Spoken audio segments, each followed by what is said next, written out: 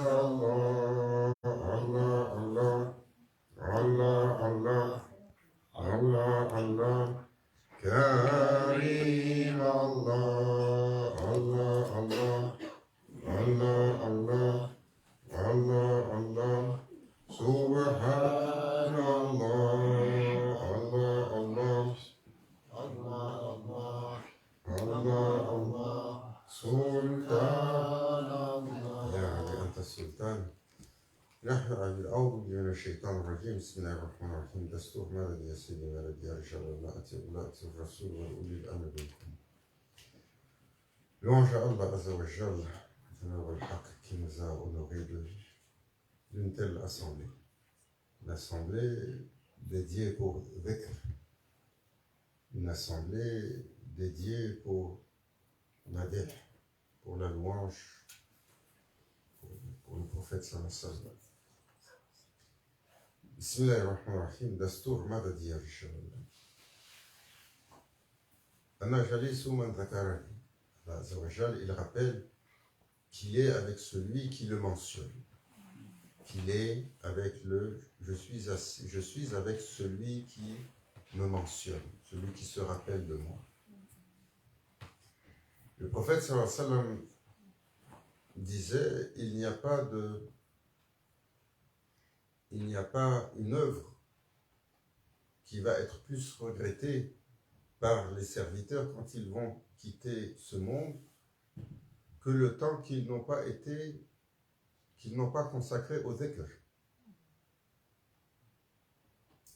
Parce que tout à l'heure, Sidi Anwar, il disait la parole le dicton qui dit ce soir le groupe est restreint, il y a eu une bonne quantité de neige qui est tombée. Il a dit c'est une soirée intime, il y a la baraka avec ceux qui sont présents. Et effectivement, la baraka avec ceux qui sont présents. Et ceci est un principe très précieux dans notre temps. C'est un principe qui va valoir, disons, aux gens de Akhir al-Zaman, les gens des derniers temps de l'islam, ceux qui vont faire l'effort vont être si élevés que même les prophètes, on dit, même les prophètes vont être étonnés de leur étincelance. C'est une fameuse histoire qui est arrivée avec le prophète sallallahu alayhi wa sallam et les compagnons quand ils parlaient de cette génération qui va venir à la fin. Et lorsqu'ils vont rentrer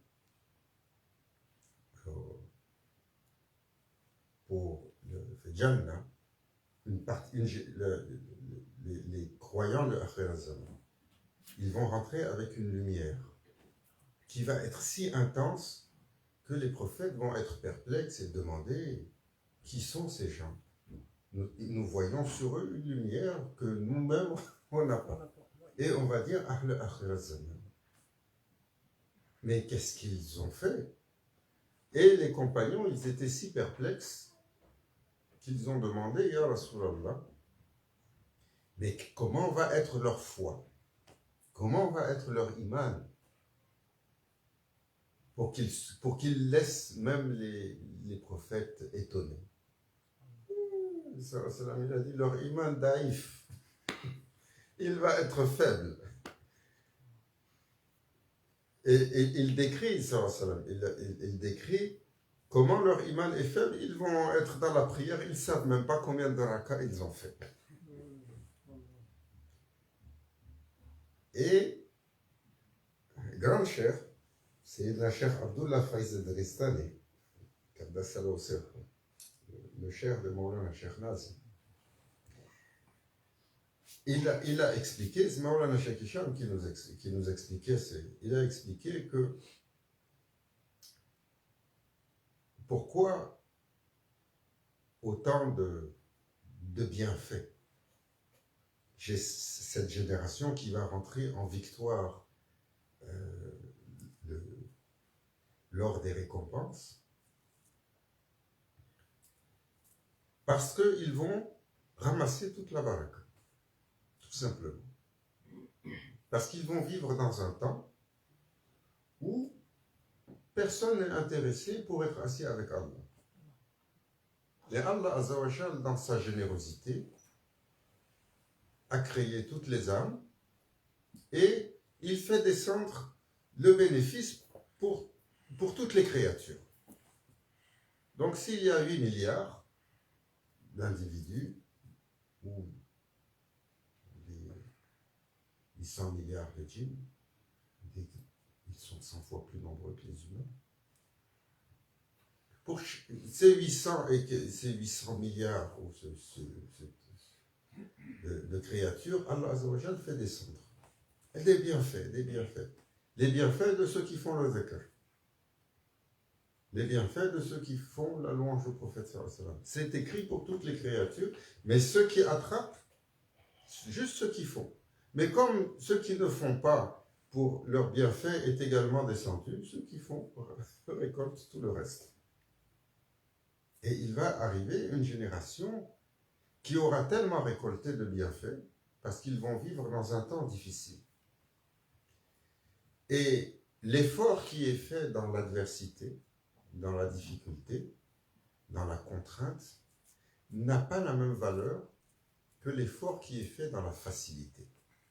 C'est pour ça que Bani Adam, Allah Azza wa Jal, grand cheikh, il disait, ce qui explique la dureté de la vie sur terre, il a dit quand Bani Adam, il a été décrété qu'ils doivent sortir du paradis, avec Sayyidina Adam alayhi salam, lors de la désobéissance, on a fait pleuvoir sur lui une pluie pendant 41 jours. Une journée, la pluie qui tombait, c'était du khayr. C'était le bien, les bienfaits. 40 jours, c'était le bala. 40 jours de difficulté et d'affliction. C'est le ratio pour cette terre. Pour chaque journée de facilité, il y a 40 jours de difficulté. Pour chaque heure de facilité, il y a 40 heures de difficulté. C'est comme cela. Et donc, cette difficulté-là, Allah Azza wa Jal l'a mise en place pour une raison.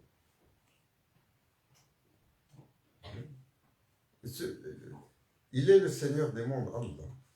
Il est Ar-Rahman, le miséricordieux. Il est le généreux. Il est celui qui a créé l'humain par amour.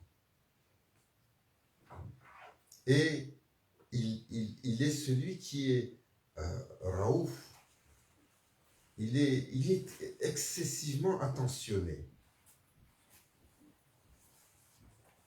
Il est Al-Wadoud, il a une attention de veiller au bien-être du serviteur. Et donc, Grand Cheikh disait, c'est Cheikh Abdullah Faiz al-Dagestani, Allah a mis des scénarios de difficulté pour que lorsque l'humain arrive à triompher de la difficulté ou de l'épreuve, l'élévation qui en résulte est simplement phénoménale. Quand Sayyidina Jibril alayhi salam, il a vu Sirat al-Mustaqim et il a vu toutes les difficultés que Allah a mis dessus. Sirat al-Mustaqim, c'est le droit chemin, le chemin parfait du comportement parfait et exceptionnel. Il a regardé comment Allah a défini ce chemin droit et toutes les embûches qu'il a mis dessus. Il a commencé à pleurer et à pleurer. Et il a adressé son Seigneur. Il a dit, Ya Rabbi, lequel d'entre eux va pouvoir faire ça? Les épreuves et les pièges sont si nombreux. C'est pour ça que Allah Azza wa Jal, il jure que l'humain est en perdition. L'humain est en perdition parce que de un, le temps est compté contre lui, de deux, le chemin est semé de tellement d'embûches que s'il n'est pas vigilant, il est parmi les perdants. Et Grand Cheikh disait, et il a dit une fois cela, il y avait une assemblée, vous savez, au Cham, les ulémas du Cham, ils venaient s'asseoir avec lui pour l'écouter. Et il leur a dit, Shaitan est l'une des plus grandes faveurs que Allah a données à l'humain. Alors, les ulémas, ils sont perplexes. Ils disent, oh cher, comment tu peux dire une telle chose alors qu'il nous a fait tellement de problèmes, tellement de mal, tellement de difficultés pour l'humain. Shaitan est le pire des ennemis. Il va dire ça. Allah Azzawajal l'a mis en face de nous comme un ennemi. Pour que chaque tentative que tu fais contre lui, même si tu n'arrives pas à le toucher, juste tu as mis l'intention, il y a un bienfait. Quand tu essayes de réagir et de tendre le bras avec ton sabre pour le repousser, c'est quoi le sabre qui repousse le shaitan? Mais c'est la volonté et l'intention. Dès que tu mets cette intention et tu essaies d'avoir la volonté de le repousser, il a dit, Allah Azzawajal a fait du shaitan un marchepied sur lequel Bani Adam, lorsqu'il met le pied, alors il s'élève de façon phénoménale, exceptionnelle. La difficulté, Allah Azzawajal l'a rendu ainsi. Et c'est pour ça qu'il accable les humains avec de la difficulté. Celui qui la reçoit avec iman, avec sabr, avec résilience et endurance, et reconnaissant envers son Seigneur, alors pour lui, c'est simplement une ascension fulgurante. Mais faut-il faire acte de foi, c'est-à-dire avoir la croyance, la difficulté de ton ordre. Inch'Allah, donne-nous la force de porter l'épreuve. Donne-nous la patience de porter l'épreuve. Renforce-nous les cœurs. Sayyidina Omar, il disait, il n'y a pas un bienfait qui me touche, un mal qui me touche, sans que je rende grâce au Seigneur. Il a dit, Omar, comment tu fais ça? Il a dit, parce que quand l'affliction, elle me touche, je donne le hamd à Allah, que c'est pas pire. Si l'affliction, elle m'a touché aujourd'hui, je me suis coupé le doigt, alhamdulillah que je ne me suis pas coupé le pied. Parce que le doigt, si tu as fait une entaille, quand tu coupais l'agneau,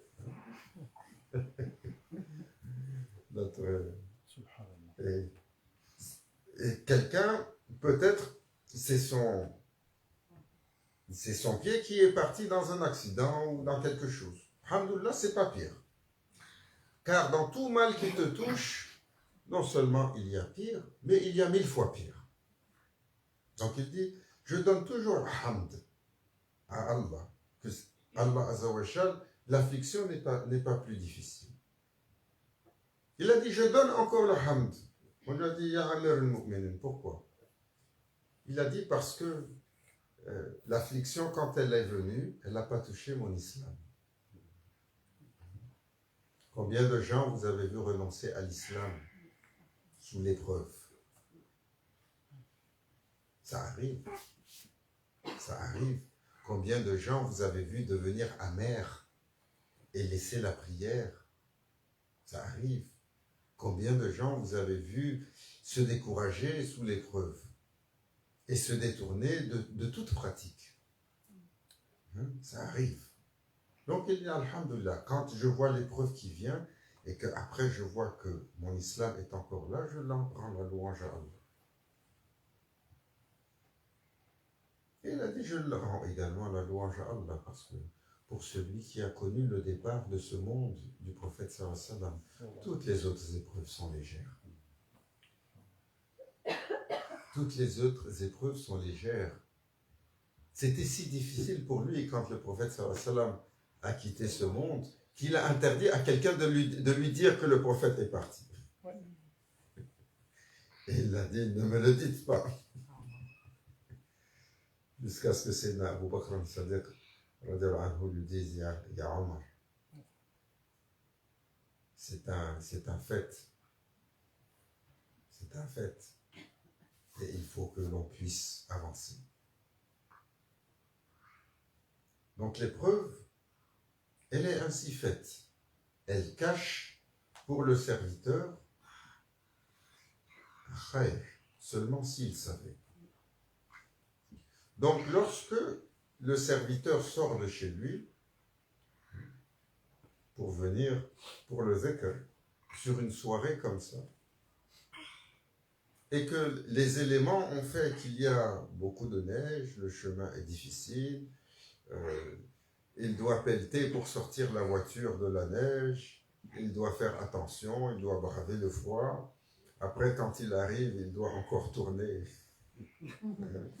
Tout le monde rigole parce que tout le monde sait qu'il faut tourner pour trouver une place de stationnement. Pour chaque effort, Allah Azza wa Jal, il rajoute un bienfait. Il rajoute un bienfait. Il est généreux, Allah.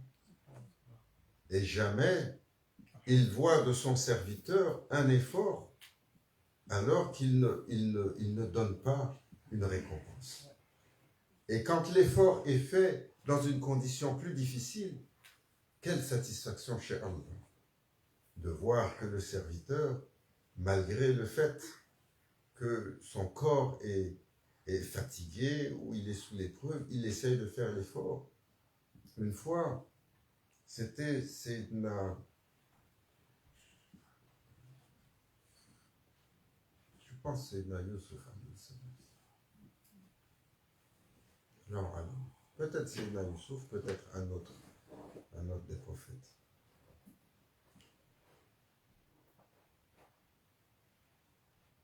Il avait eu une journée excessivement fatigante. Et son corps était si faible, que quand il s'était couché la nuit, quand est venu le temps de Qiyam al-Layl, pas le temps de Salat Dua, Salat Dua, c'est 1 heure avant le Dhuhr. Donc, quand est venu le temps de Qiyam al-Layl, le 3e tiers de la nuit, où les gens d'Allah, ils sont toujours debout en vigie, son corps était si fatigué qu'il n'a pas réussi à se lever. Et Shaitan, Saïd Billah, en a profité pour attacher les nœuds sur lui. Et c'était une fatigue extrême. Et quand il a réussi à émerger, et son corps a répondu, alors il a vu que le ciel était clair. Allahu Akbar. Et là, le shaitan a chanté la victoire. Il a rassemblé ses chiens pour célébrer comment aujourd'hui on a eu la victoire sur le prophète d'Allah. Et ça a été pour eux une célébration. Mais vraiment. Voilà la Cheikh Hicham qui nous racontait cette histoire. Et Sayyidina Yusuf, alayhi salam,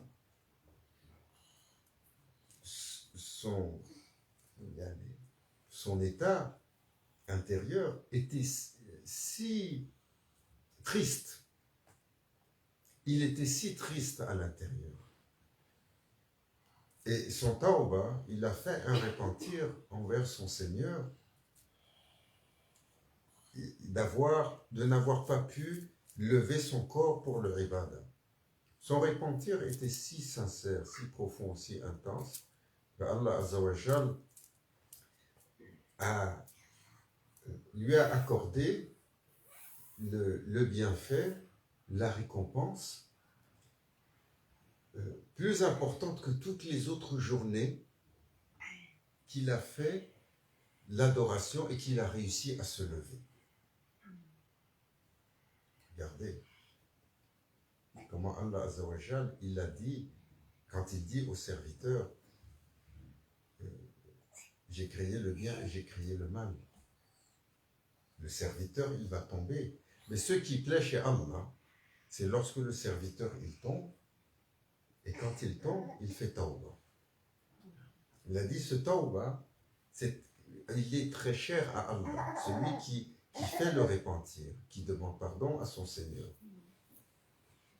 Et la récompense a été si grande, et Allah a dévoilé au shaitan comment il était satisfait de son prophète et ce qu'il lui a donné comme récompense.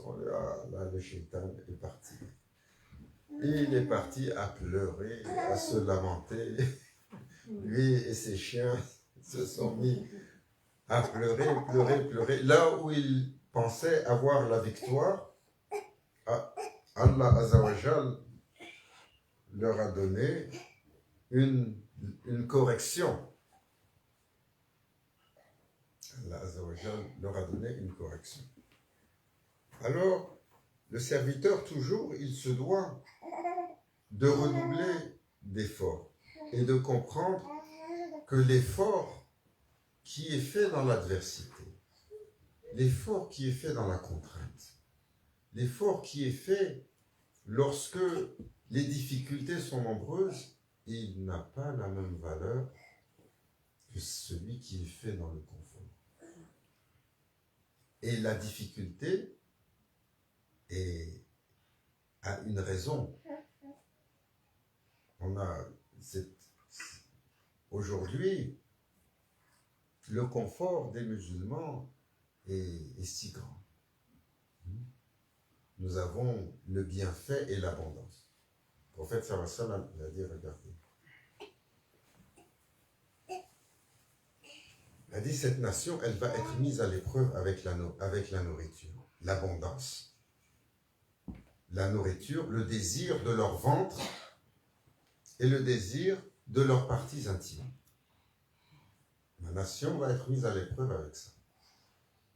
Quand va venir la fin des temps, les gens ne parleront que de nourriture.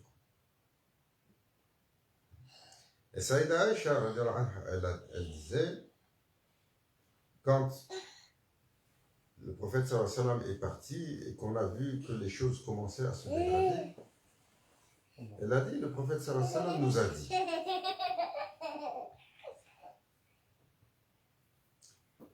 la meilleure des générations est celle de mes sahaba. Après celle-là, tabi'in. Après celle-là, tabu tabi'in. Et jusqu'à la fin des temps, la qualité des gens va décliner. La première des choses qui va arriver, lorsque le prophète sallallahu alayhi wa sallam va partir, il disait ça, les gens vont manger à remplir leur ventre. Pourquoi? Parce que de un, l'exemple, le guide, l'ascète n'est plus là pour donner l'exemple. De deux, c'est un prophète de baraka. Son arrivée a déployé une abondance. Et elle disait, lorsque leur ventre va être rempli à satiété, ils vont commencer à devenir gros ou obèses. Ça, c'est juste après le prophète sallallahu alayhi wa sallam. Et lorsqu'ils deviennent un peu obèses, leur cœur se durcit. Et lorsque leur cœur se durcit, également, qu'est-ce qui arrive? Le contrôle qu'ils ont sur leurs désirs disparaît. Subhanallah. Sallam, il parle de ce qui va arriver après son départ à la première génération et ça va s'empirer jusqu'à la fin des temps. Et c'est pour ça qu'il expliquait jusqu'à quel point ce que nous mangeons peut être dommageable pour la foi. Quand il a dit, les enfants d'Adam n'ont pas besoin de quelques bouchées pour garder leur échine droite, pour se tenir. Mais s'ils doivent manger plus, alors qu'ils remplissent le tiers de nourriture, le tiers d'air et le tiers d'eau. Et Sallam avait une vie, et ses compagnons également, le prophète, que la paix soit sur lui, et ses compagnons avaient une vie très attentionnée sur ce qu'ils mangent. Et le prophète sallam disait, il a dit une fois, Aïcha qui avait mangé 2 fois, une fois dans une journée. Il a dit, tu as mangé 2 fois aujourd'hui. Ne sais-tu pas que ce que tu as fait c'est un excès, c'est une perte? Parce qu'elle avait mangé 2 fois dans une journée. Hein? Nous, on mange une fois par prière. Hein? 3 repas plus 2 collations entre. Voilà,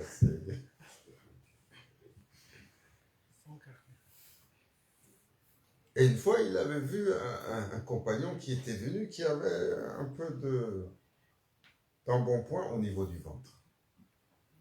Et il l'avait regardé, il avait dit, si seulement tu avais mis ce que tu as mis là-dedans ailleurs.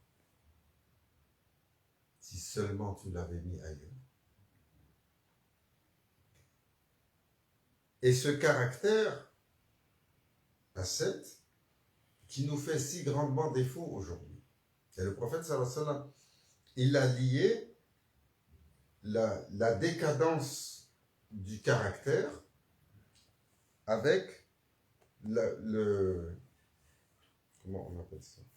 Avec la satiété du ventre. Plus on le remplit, plus la foi devient faible, plus le cœur durcit, plus la paresse prend le serviteur, et moins il a de contrôle sur ses désirs. Pourtant, nous mangeons à se remplir constamment. Et c'est un rappel aujourd'hui de faire attention où sont les faiblesses qui nous touchent et qui défont notre foi. Qu'Allah Azza wa Jal nous honore, des honneurs accordés à ses bons serviteurs, qu'il nous permette de porter l'affliction avec courage, avec détermination, avec patience et avec le hamd et le shukr. Qu'il fasse de chaque difficulté, de chaque épreuve, de chaque contrainte, un marchepied pour nous élever plus.